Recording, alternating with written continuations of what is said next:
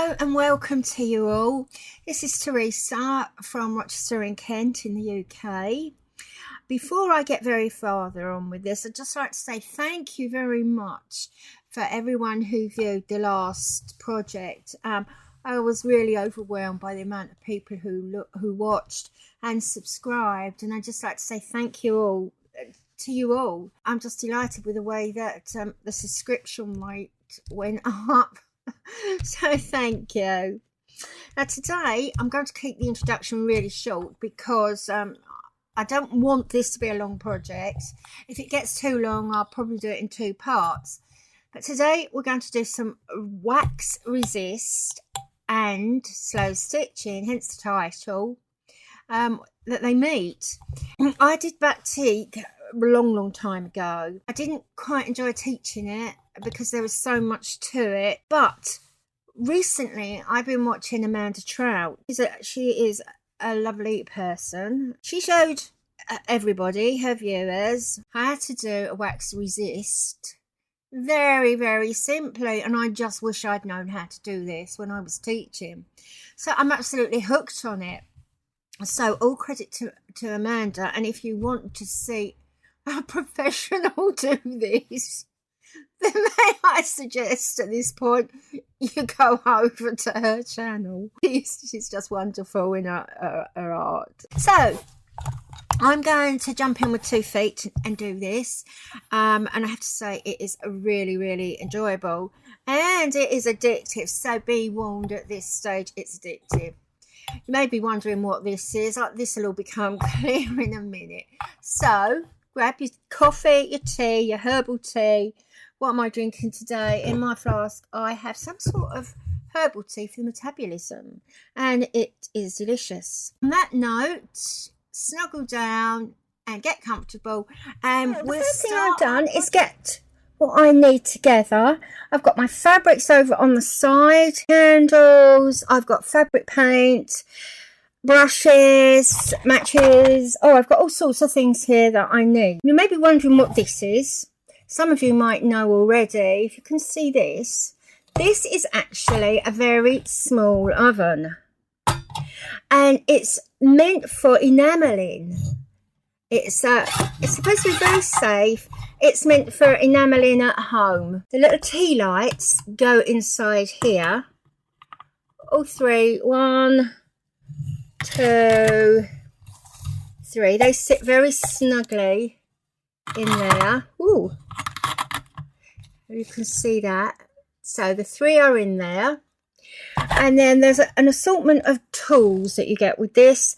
You get a small handle, like a little fish fryer, a little metal fish fryer, and some copper shapes. You put the copper shape on the little fish fryer and sprinkle some special coloured powder onto the copper.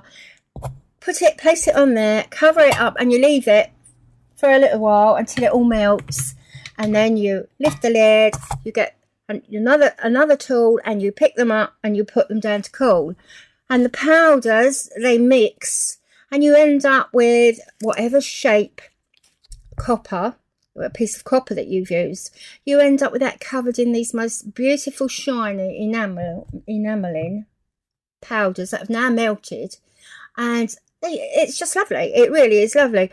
I had to teach enameling for a while, and I had this tiny little kiln, and it must have been about 12 inches high and wide, square little door with elements inside. And I had to do exactly the same as the process that I've just told you, only instead of putting the lid on, the door closed. And I enjoyed it for a while, and students enjoyed it too, and made some really wonderful jewellery that was actually sold on a stall in, I think I'm not sure if it was in the grounds of the establishment or if it was locally. I think it might have been local. I can't remember. I'm going back quite a while now.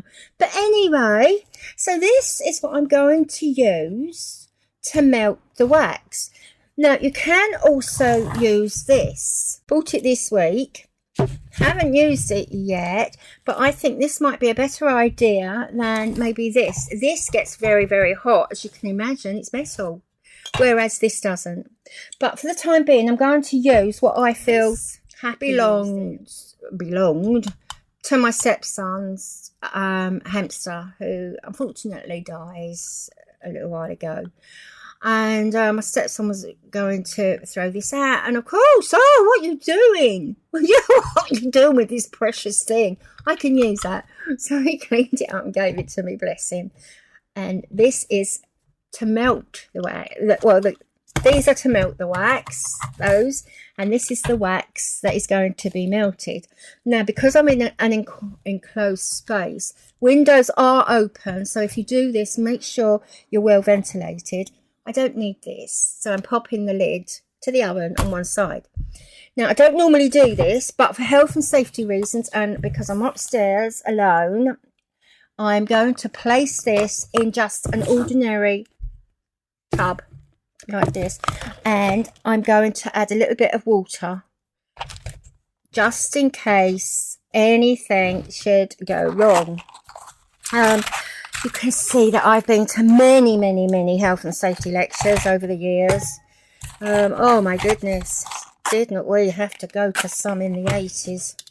Hands up, who remembers? Health and safety. Rightly too.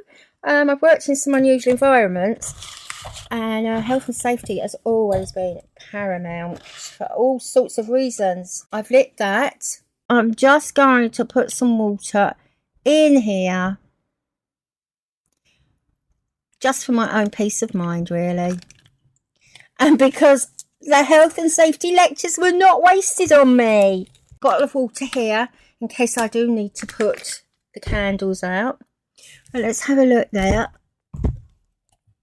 Yeah, that's warming up nicely. Yes, I can see it melting. Right, now while that is melting, I'm just going to push that out of the way. There, here, and I'm going to grab some fabric. Here we are, and I'm going to do some patterns on the fabric. Now, all I'm going to do, keep it basic.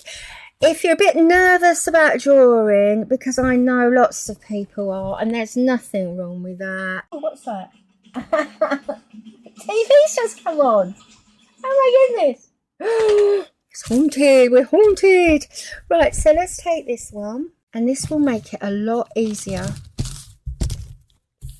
to use. There we go. I'm not going to put too much there, because as soon as the wax is on, I'll probably move it over. Now, all I'm going to do is, what should I do? Oh, when I can see flowers. Just going to do just a basic flower. Let's have a look. Sharp pencil, circle in the middle. I'm just keeping it basic. Stick to basic shapes. So basic shape here at the circle. I'm going to put one here. So I've done the middle one. See that? And if you feel happier, you could just draw around your circles.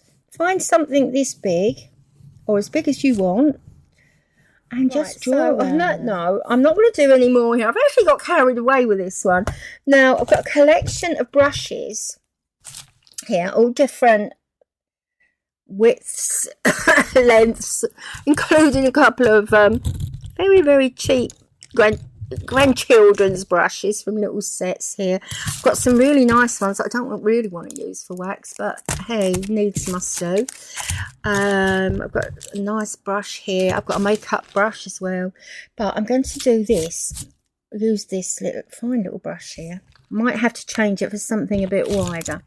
Now, don't forget, when you do this, the bit that you cover up with wax, the bit you cover stays covered.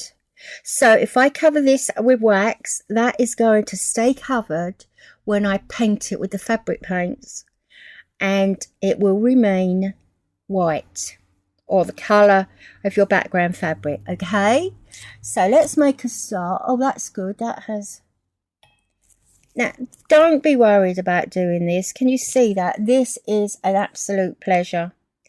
Don't worry if you go over the lines, if it blobs, if it splays out like it has done there. because it all adds to the charm. It's so quick. You can settle yourself down for the afternoon and just lose yourself in this. It's very mindful. So I'm just going to carry on with this. I might put some music on actually, because this is so restful. Now, as you can see, that sounds like a car alarm. As you can see here, I have blobbed it. Each time I add more wax, you can see I'm blobbing it a bit. I don't care. I really don't care about that. Because the excitement is actually seeing and waiting, anticipating. Sounds like a 60s record, doesn't it? It's waiting to see what there we are. Now I'm going to put that to one side. Oh, it's actually set already.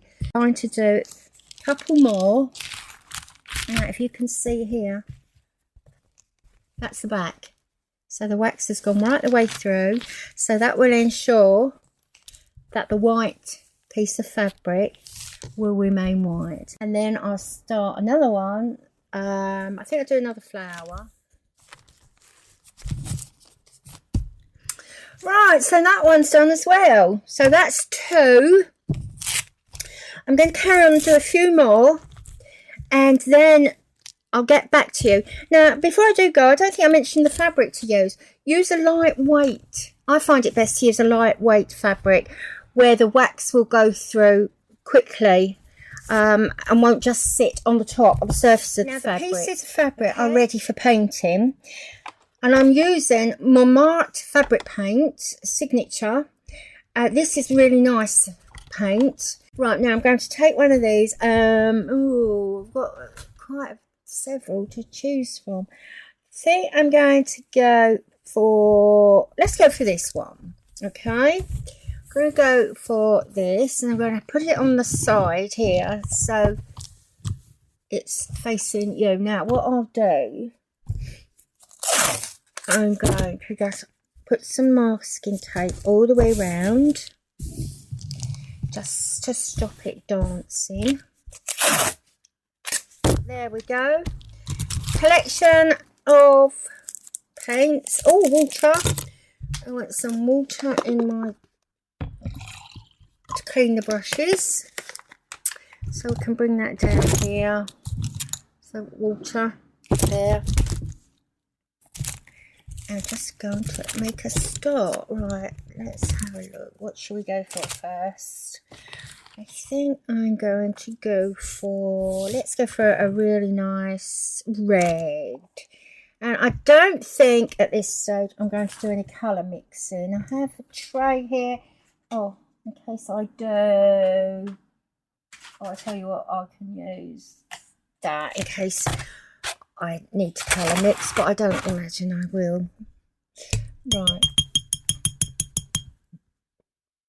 Just a little bit of paint.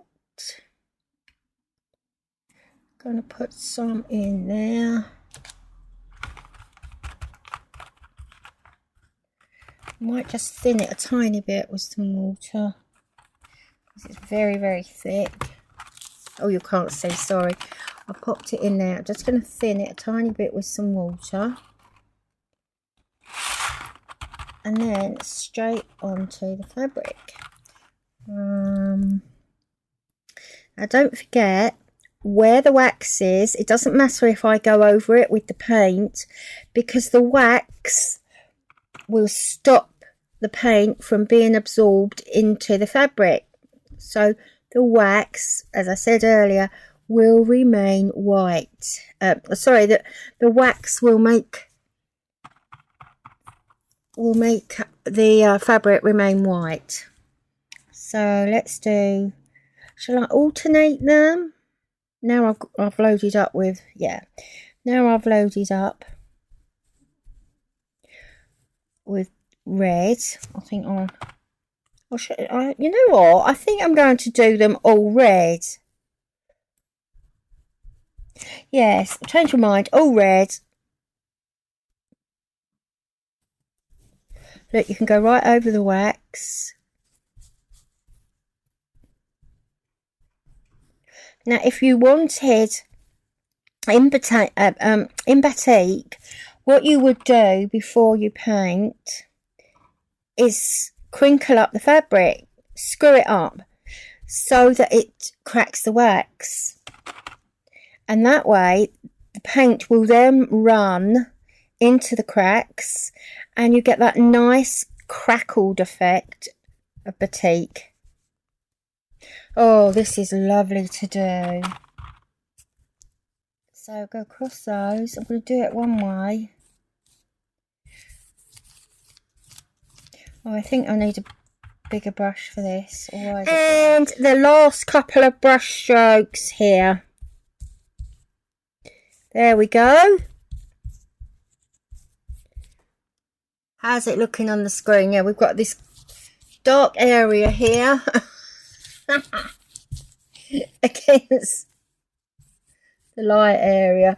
I don't mind these brush strokes showing here. I think that looks quite nice.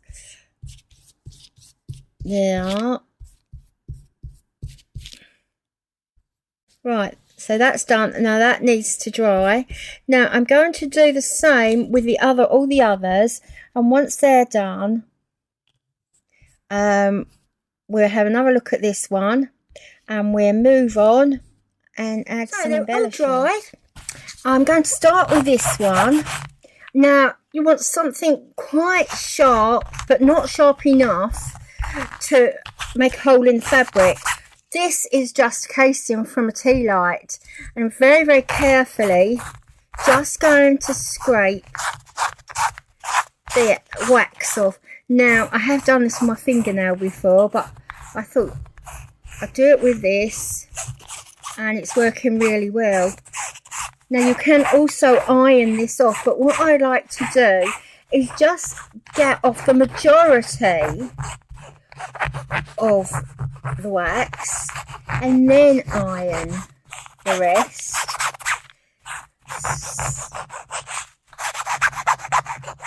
Now perhaps you can see why my fingernails are always a mess. Right, there we go. Now to fix it, to fix the colours, remembering that this is fabric paint, I'm just going to press it. Now look, can you see this is the leftover wax that I didn't take off? So I'm going to take it down here slowly. I'm not actually pressing it, I'm ironing it.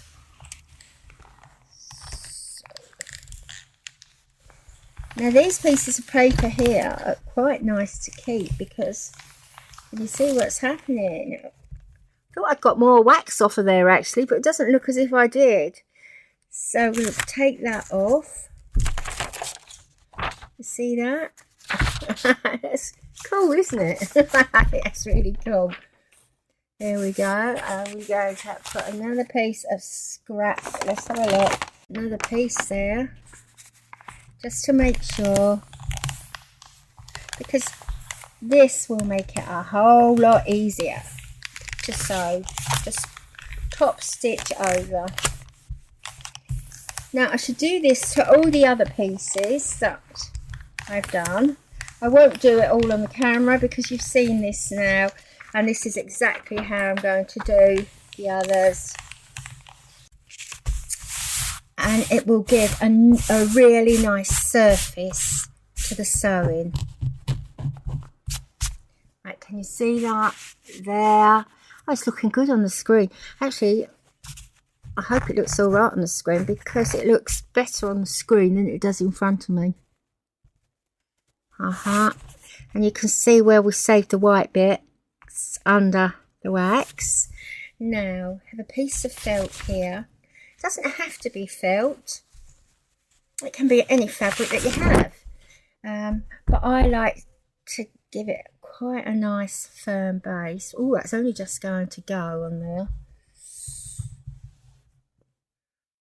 Right, so now let's cut this. I should cut all the way around here and then sew it down. I'll tack it first, I should say. Okay.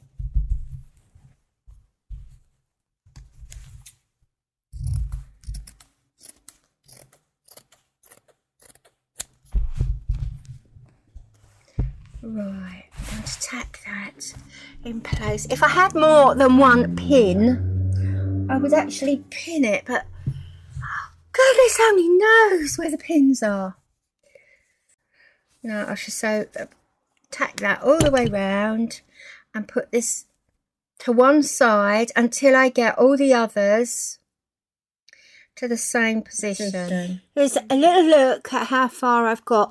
Please excuse the shaky camera work because I'm now downstairs using my phone for this. You can see that I've added slow stitch around all the shapes. Little stitches. I've outlined the petals and inside the petals around the whole shape, and I think it's looking really nice. Not too keen on these hearts. These hearts don't feel right. I don't think there's enough green there. It looks as if I've just plonked the green there, so you might not be seeing that one again. But the others, I have got a couple more, but I can't fit them on the wall at the moment. I particularly like that one. This one was done with watercolours. It's a bit pale, so I might have to touch that up slightly. But this is where I am at the moment. I thought I'd just add a little trip to the eye clinic with Glenn's appointment. And I've taken this one, I've tucked myself away in the corner of the room. And I'm making good progress on this. Nobody can see what I'm doing. I've got my stuff here, as you can see. I'll show you my coffee on the radiator. Look there. And now I'm ready to go. Glenn's having surgery on his eyes, and I'm just sitting here with my slow stitch. It's fabulous. And look what I've done while Glenn's been in the hospital. Having his eyes looked at. Here you can see the wonderful crackling of where the wax was screwed up and the blue paint has run into the cracks. As you can hear, possibly, I'm still in the hospital waiting for Glenn to come out of recovery. But I'm tickled pink with what I've managed to do. Now this one, I actually managed to finish it in the hospital. That's how quick and easy it was. I think Glenn was probably in the theatre for about an hour and then recuperating. It might have been maybe, and I'm probably being a bit generous here, maybe an hour and 20 minutes. So the whole time I was sitting in the waiting room waiting, and I managed to do this.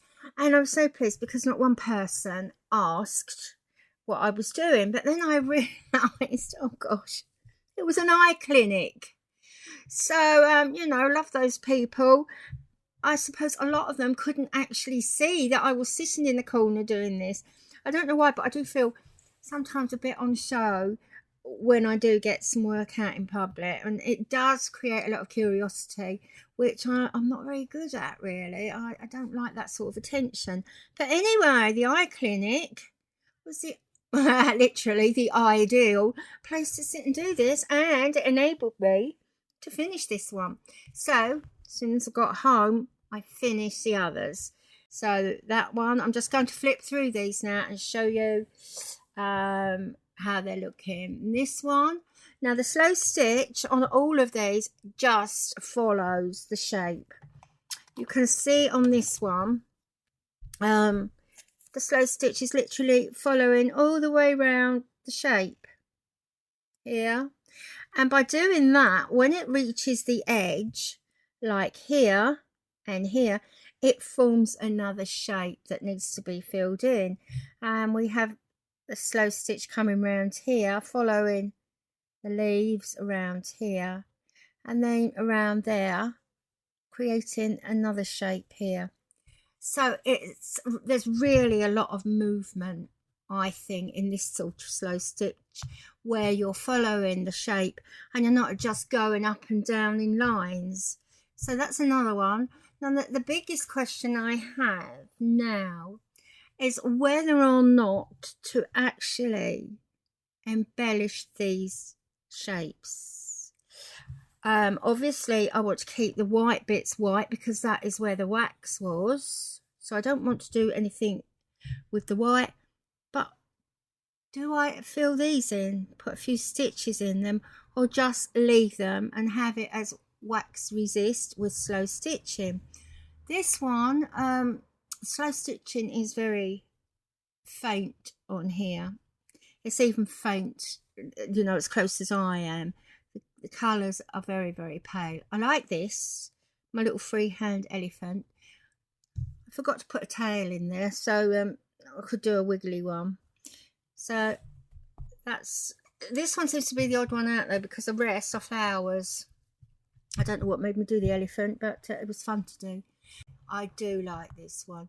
I don't think it needs anything on these petals, and you can see the way the slow stitch just runs around like a little river, taking its own way, giving it life and movement. So that one I do like.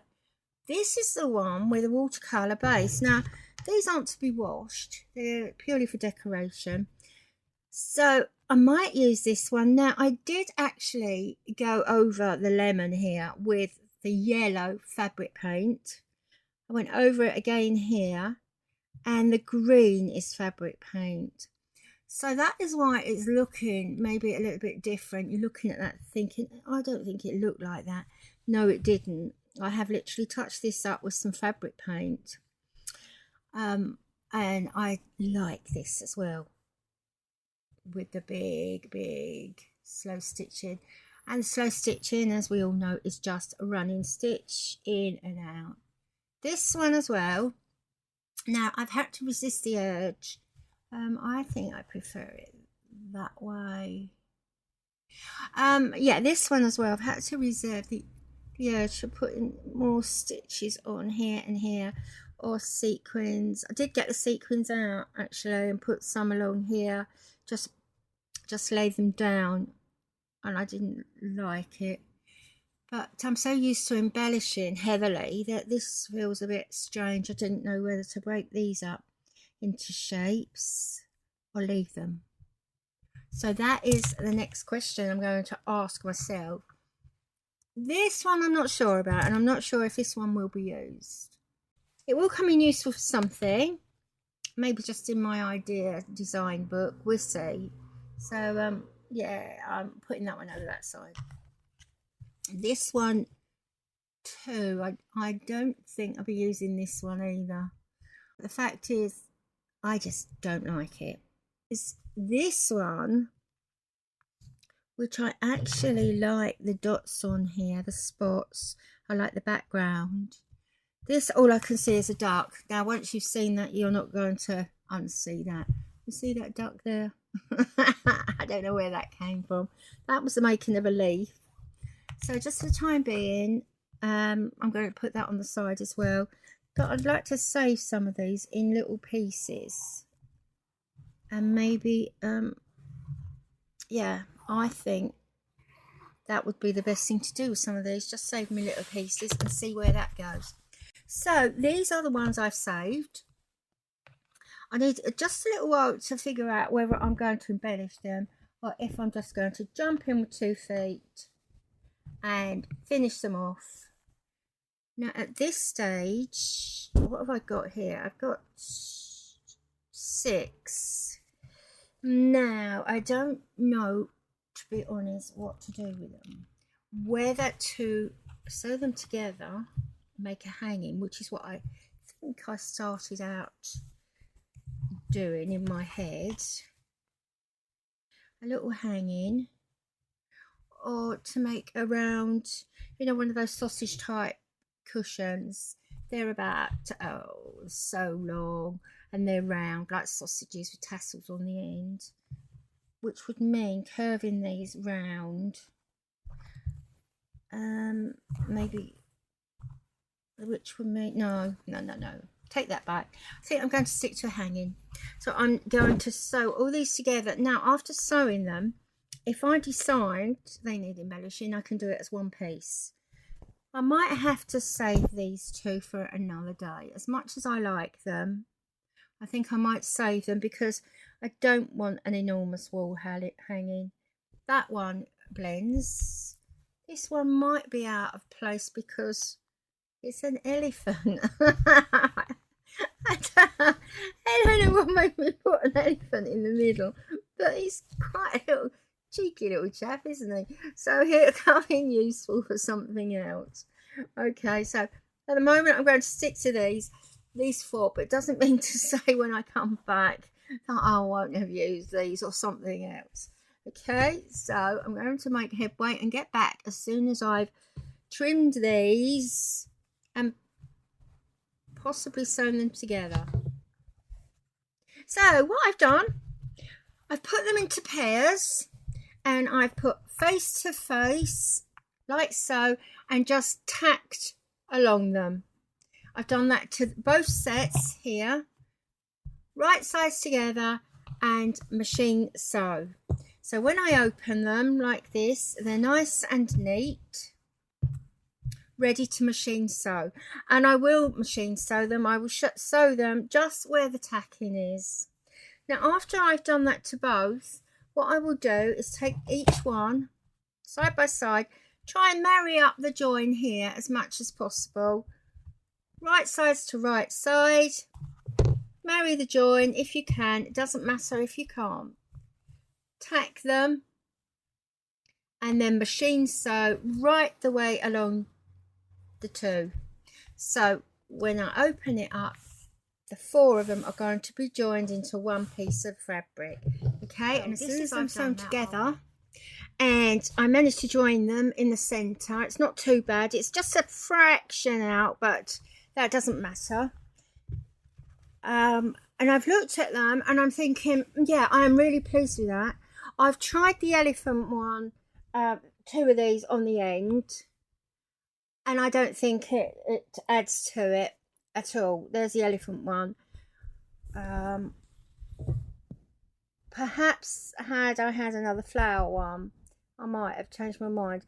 But at the moment, I'm quite pleased with how that's looking. It's going to be just quite a short hanging, but I've had an idea. I've had a look and I thought, right, it needs an edging. I need to edge this with something. Now I've got an idea and I think, oh gosh, I'm going to make this into strips and put it around the edge. Just put it around the edge. It's a bit of an experiment. I have no idea whether this is going to work or not. But hey ho, nothing ventured, nothing gained. So I'm actually going to do it with this one and this one. So that is my next step, just to cut it in strips. Ooh. So I'm going to move this over, drop the camera like so, and then set about cutting these in strips. So I'm guessing I might need strips of, that is quite a nice width, the edge of that. So where it's, I had my ruler here, right, so this is approximately, let's have a look, that is approximately 1 inch, that white piece there, it's approximately 1 inch, which is 2.5 centimeters. So I need it folded over, maybe slightly smaller. Yes, so if I make these strips about 2 inches, edge it all the way round. Let's see how we get on with that. Now, as soon as I've cut these into strips, I'm going to sew them all the way around, and I'll do that by tacking them down right sides to right sides, tacking them and then sewing them. And I will possibly, well, I think I will machine sew them all the way around for added strength. As you can see by looking at the screen, I have indeed put a binding or a frame around it, all the way around, and it's log cabin style at the end. Very easy to do with a nice effect. So there we go. And I think it was actually the right decision to cut up those spare squares I had. I know it was difficult, but I think it was the right thing to do. You can see it just adds something to it. Now, it was quite easy, as I said, to put this frame on.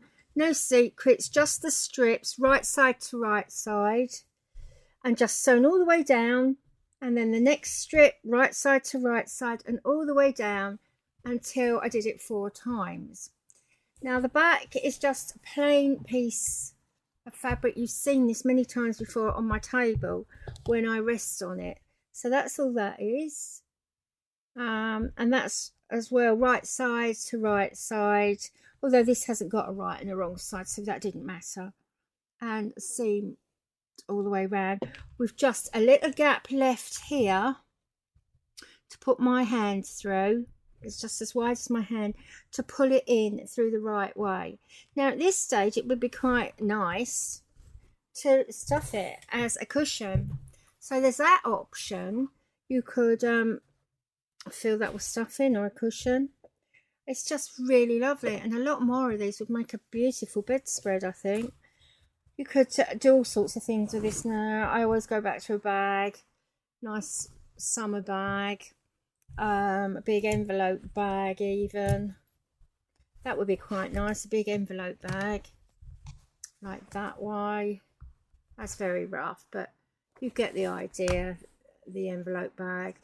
But I am going to stick to what I've decided are hanging. So now I'm going to go downstairs. I've got a really dry throat, and I'm going to sew this up. Tabs have been sewn down. I've actually machine sewn them. There they all are, and there's 2 more hiding away here, another one at the end. So they're all in place. Now what I did, I've machine sewn them. They're about 1/2 inch down, so that bit protrudes over the end, so it's face to face, okay, and the tab pointing towards the bottom of the hanging. And then I've tried to sew in the ditch. All right, so we know that that is the ditch here where the 2 join. I've tried to keep with that on all of them and sewn in the ditch. There we go, all the way down like that. Oh, that one's not so good, is it? That one's not in the ditch, that's more likely in the hole. That one's a good one there, that's in the ditch. Okay, now the next thing I'm going to do is just pull them over. Now I'm going to do this one because it's easier for me to handle. I'm going to pull it over here, and I'm going to match it with that line there. Now with this one will be the guide, and after I've done this I need to make sure that all these are the same length as this one. So this is the guide one, and if that measures actually 2.5 inches, which is 6 centimeters, so 2.5 inches there, might be 6.5 centimeters actually, but for me 2.5 inches from top to the bottom, then all these have to be exactly the same from top to the bottom. Because if they're not, if they're different sizes, different lengths, you know what's going to happen. You'll get your dowel or your rod in there and it's all going to be wonky donkey. So they've all got to be exactly the same length. All right, now all I'm going to do with this is sew it around. Now I'm using 4 strands of cotton, so let's take that down over here, and let's have a look, see which way I can do it this way. 4 strands of cotton. I'm going to line it up here with the end, put the end, where are we? So I've pulled it over, and lining it up with the machine sewing here.